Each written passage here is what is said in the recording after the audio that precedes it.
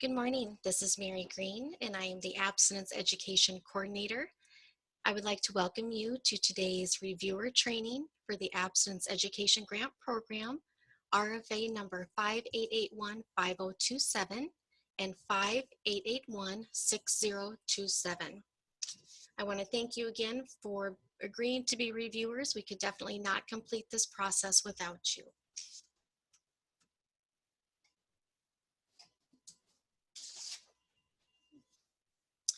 Your role as a reviewer is to provide an unbiased and objective review of each of the appropriately submitted applications via Iowa Grants. It is your responsibility to review and become familiar with the funding opportunity in Iowa Grants in its entirety. This includes all the documents in the attachment section, as well as links and all application requirements. Each reviewer will complete a review of each assigned application in accordance with the RFA document. There were not any amendments or questions submitted for this RFA. Please ask any questions throughout this training if necessary. Applications will be reviewed without awarding points in accordance with Section A of the RFA. You will provide accurate and thorough comments on the review score tool for each individual comment that you make. It is expected to complete and submit the documents within the specified timeframes, and if necessary, assist IDPH in an appeal process as requested by the IDPH and the AAG. As mentioned in slide 2, your role is to provide an unbiased and objective review of each appropriately submitted application. In the context of competitive bidding, bias means favoring or opposing an applicant by ignoring objective evaluation criteria. Bias in this context does not necessarily include familiarity with the possible bidders or possible products, assuming the evaluator will evaluate applications using the evaluation criteria. If you have bias, you should let me know, Mary Green, immediately. If you did have bias or a conflict of interest with one of the applicants, you will not be allowed to review the application submitted by that applicant, and depending on the department's needs, you might not be allowed to review any applications for this funding opportunity. Since this is an RFA, all of the reviewers were sent a list of the potential applicants and have completed and submitted your conflict of interest forms. There were not any conflicts identified by any of the reviewers for this RFA.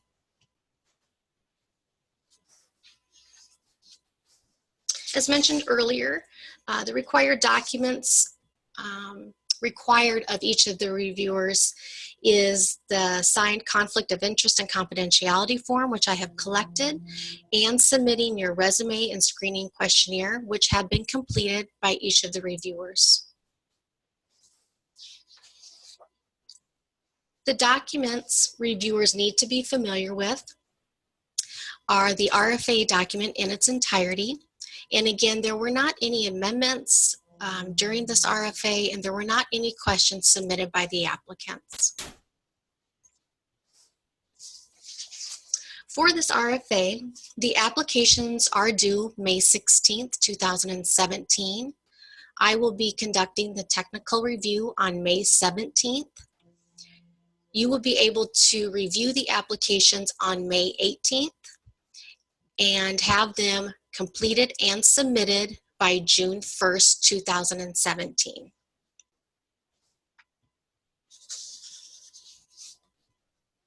So to give you some background on the RFA, please feel free to follow along in the RFA document. The purpose of this RFA is to provide guidance for current contractors to submit continuation applications within the project period established by RFP 5881-5027 and RFP 5881-6027.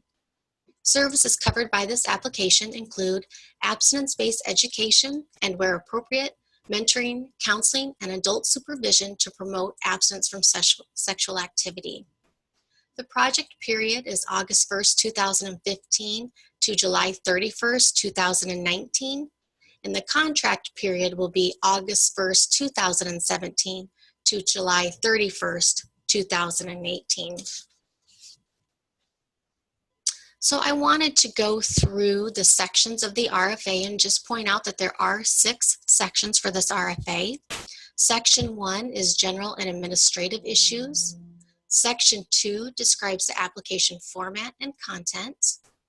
Section 3 describes the application review process and criteria. You are contributing as a review committee member in compliance with Phase 2 of the review process. Section 4 describes the contract terms for any resulting successful applicant. Section 5 lists the attachments identified with this funding opportunity. And Section 6 lists the links identified with this funding opportunity. There are 3 goals for this RFA.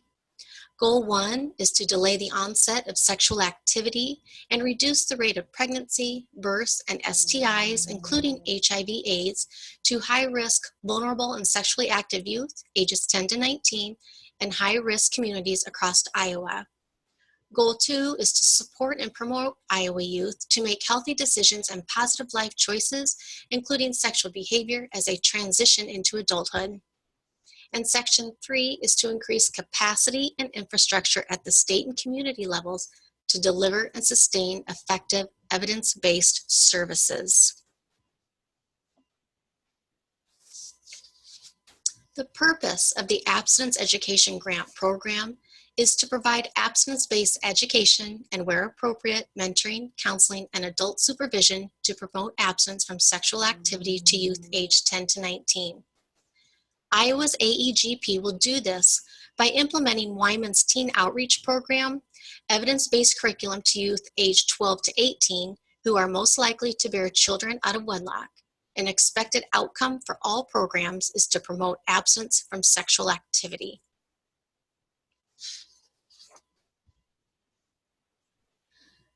It is the expectation that applicants will implement the 9-month top replication model. Only those current contractors who received approval to implement the top adaptation in FY17 can continue to do so in FY18 for those specific sites only. In the table below, I have listed those for you.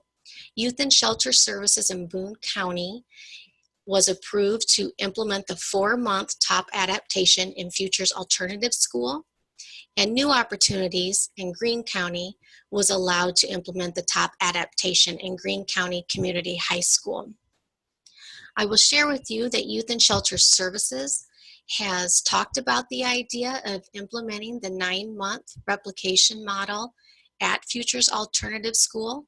So it is possible in this RFA application, they may write to the 9-month model. I wanted to give you a snapshot of what the current implementation looks like right now. I will point out a couple of items. Trinity Muscatine Public Health has 2 clubs, one for females and one for males. And also Marshalltown Community School District is implementing 4 top clubs at Lenahan Intermediate School. And as I just shared on the previous slide, YSS may potentially write to the full 9-month model at Futures Alternative School, or it could come in as the adaptation.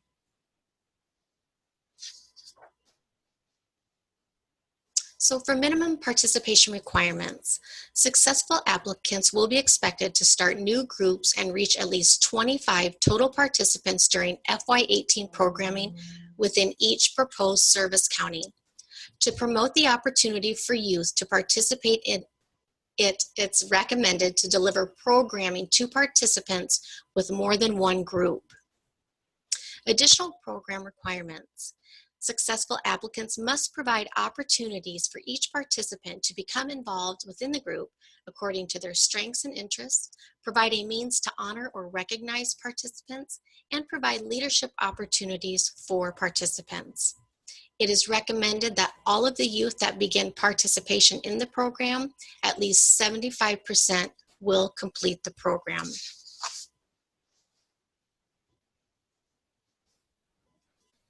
I wanted to review with you the reporting requirements, required meetings, and performance measures. For the required reportings, Applicants will be expected to submit financial expenditures, including match, have implementation plans for each absence group, provide adaptation proposal forms if applicable.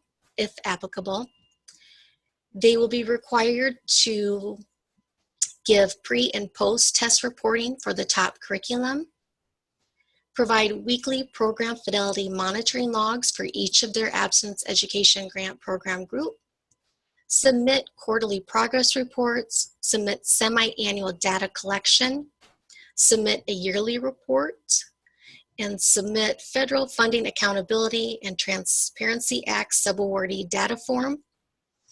Additional reports on the evidence-based curriculum will be required per the direction of the Wyman Center, the Replication Partner Community Use Concepts. The required meetings is the initial AEGP contractor meeting, which will be held in Des Moines.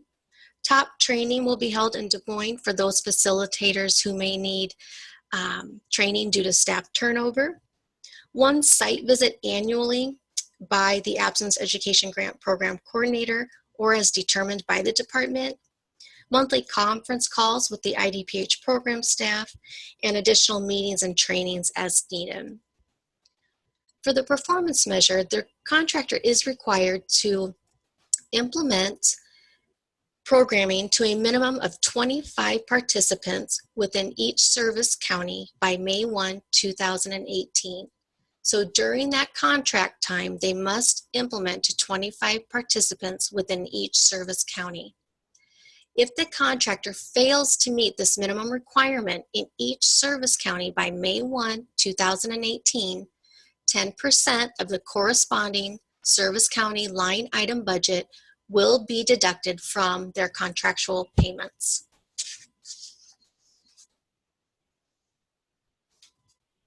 For the key personnel, the applicants must identify the project director and the program facilitator or facilitators. If there are any changes in personnel from the FY17 contract, the applicant must attach a resume or CV for those positions. The project director and the program facilitator cannot hold both titles. If the project director and or the program facilitator position or positions are vacated during the contract period, the applicant must provide a contingency plan for program coverage and how staff will be trained on the curriculum. In addition, if the project director and or the program facilitator position or positions are vacant at the time of this application, the applicant must explain their plan for recruitment for ensuring the positions are filled. So for the Absence Education Grant Program Project Work Plan form, there are 4 goals.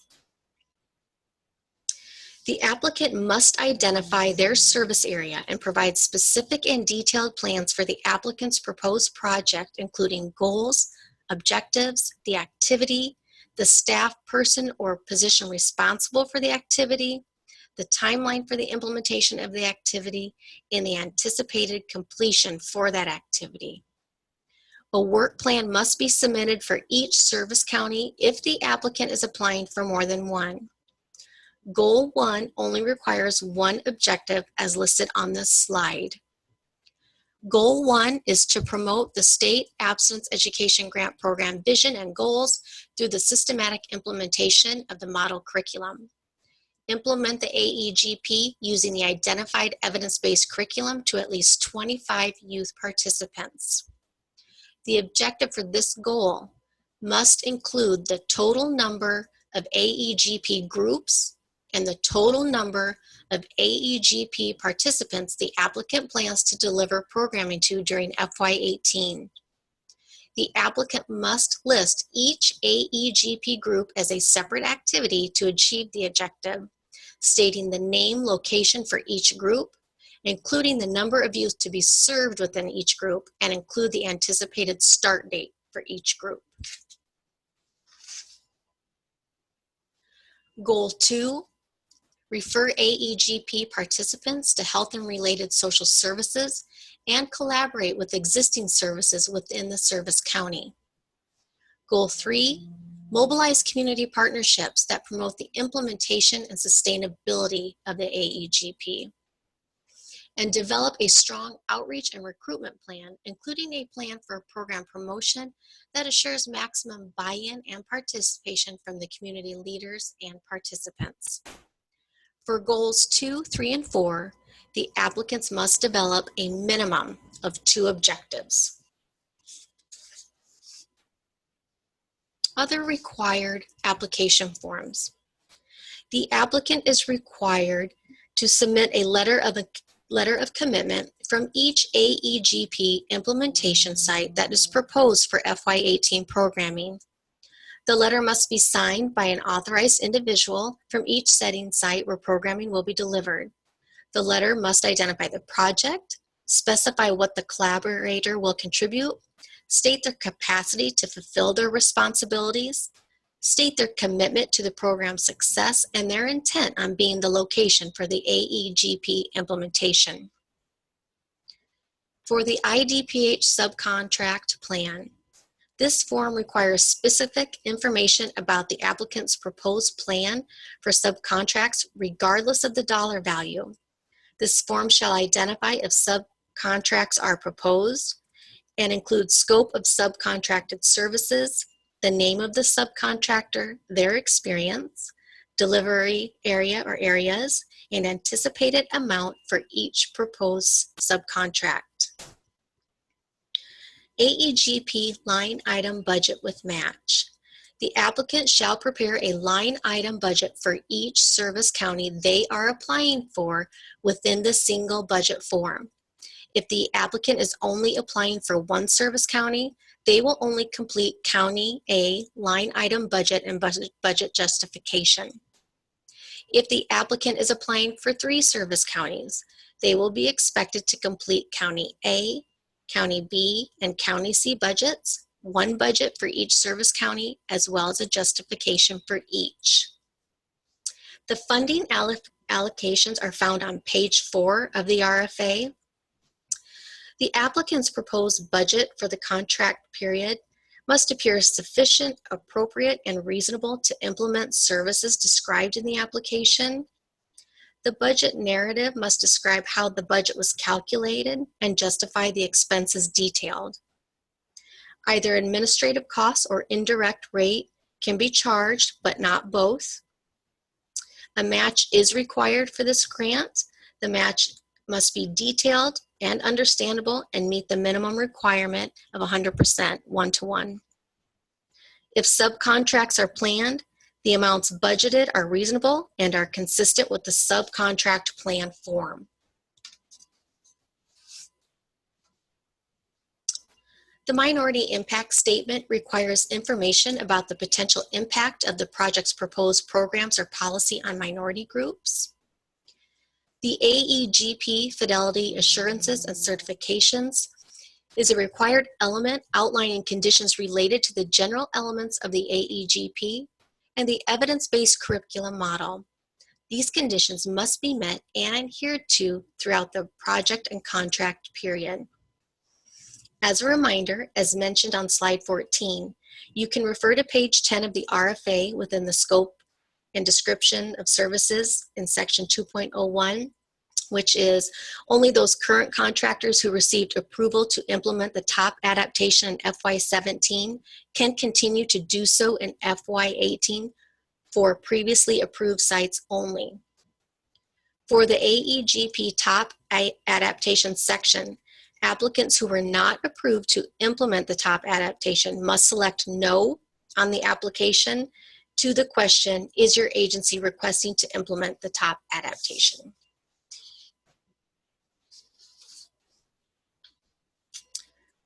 For the review process in section 3.01, I will complete phase 1 of the reviews, which is the technical review. Applications which fail to satisfy technical requirements or application content may be eliminated from the application review. Reviewers will only be assigned the applications that have satisfied Phase 1 of the technical review. For Phase 2, which is the reviewers for this RFA, applications considered to be technically compliant will be independently reviewed by all of you. Applications will be reviewed without awarding points in accordance with Section 3 of the RFA. Comments are required and shall be specific about any potential TA or form component negotiation that may be required. Again, application reviews must be completed and submitted by June 1st, 2017. IDPH will check review submissions for blatant errors and may request you to fix them if found. Some examples: possibly a reviewer checked no or not applicable, but the comment supported otherwise. Another example is a reviewer stated an item was missing in the application when other reviewers found it and provided a comment. Again, you will not be assigned applications until the technical review is completed. All reviewers have already submitted their conflict of interest and confidentiality forms. All of the reviewers for this RFA are registered in Iowa Grants. And as mentioned previously, reviews must be submitted and completed by June 1st, 2017. If you have any questions about the application or the review or scoring, please feel free to call me. My number is 515-446-1100, or I have listed my email address for you as well, mary.green@idph.iowa.gov. As a reminder, iowagrants.gov is a web-based system, so you can log in at any time. And again, I want to thank each of you for agreeing to be a reviewer. I appreciate the time and the hard work that you put into this. Thank you very much. And this concludes the reviewer training for the Absence Education Grant Program, RFA.